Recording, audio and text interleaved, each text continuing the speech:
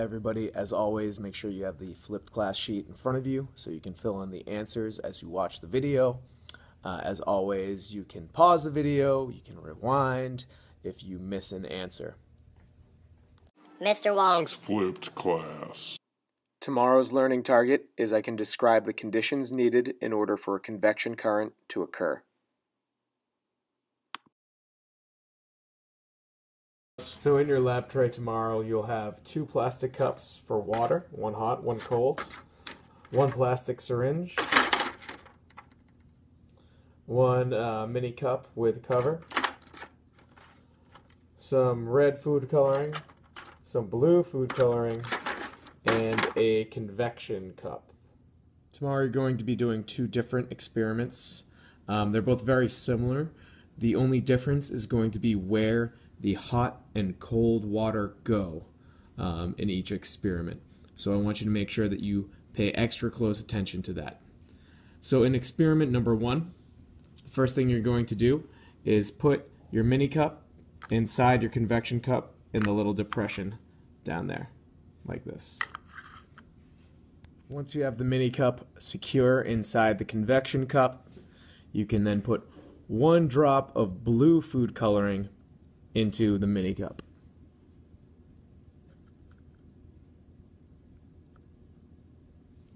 So once you have your food coloring in the mini cup, you're going to take your cap and put it nice and securely on the mini cup.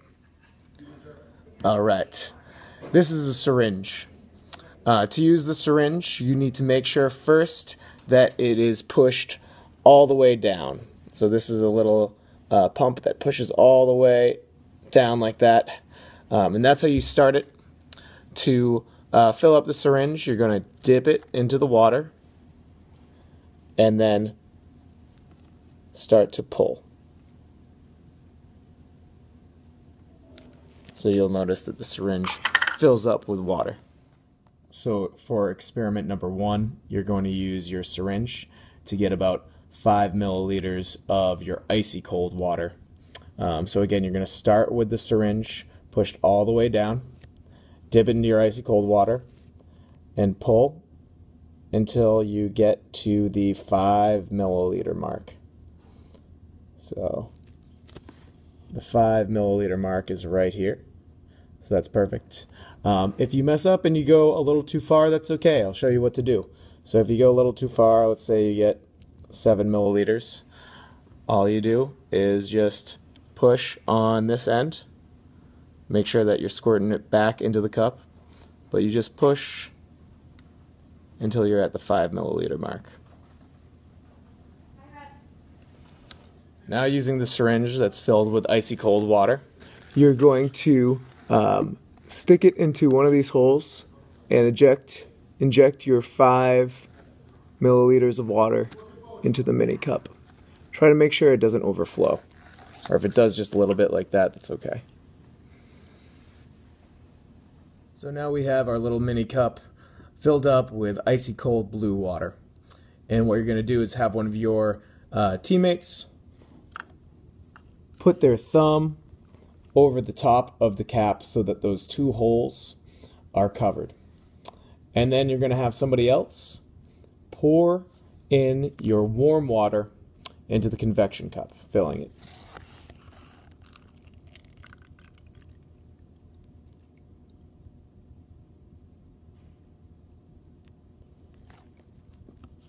So once you have the convection cup filled with warm water, you're going to take your thumb off and observe what happens to the cold blue water in the mini cup. Make sure that you make really good, careful observations and record them on your sheet. Alright, now we're on to experiment number 2. So for experiment number 2, you're going to start off by making sure that you have your mini cup inside your convection cup and that they're both nice and clean. No more leftover blue food coloring. And you're going to put 1 drop of red food coloring into the mini cup.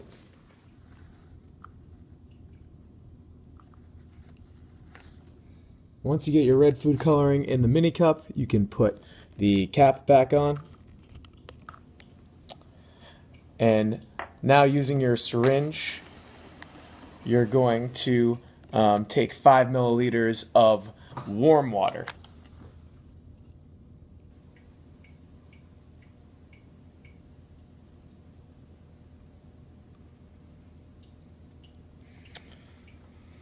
With your syringe, you're going to inject that 5 milliliters of warm water into the mini cup where the red food coloring is.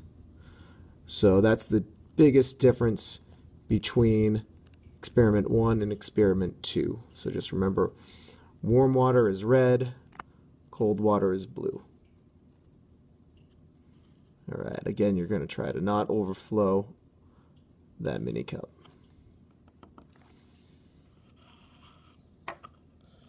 Once you got the warm red water in there, you can have one of your teammates, again with your thumb, hold your thumb over the red warm water, and have somebody else now pour the cold icy water into the convection cup.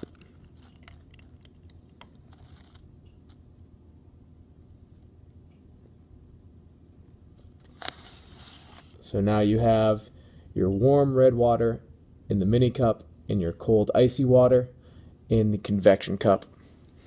And when you're ready, the person with their thumb over the cap can take it off, and you can carefully observe what happens and make sure that you make some nice observations on your sheet. Mr. Wong's flipped class.